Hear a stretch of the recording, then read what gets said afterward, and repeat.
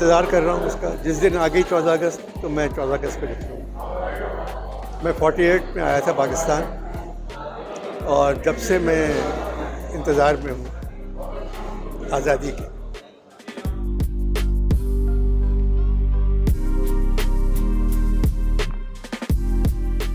नहीं, ज़्यादा हो गए। अब वो थिएटर के बजाय असेंबली में हो रहे हैं। अब लोग टीवी पे देख लेते हैं तो फिर यहाँ थिएटर में क्या देखते हैं।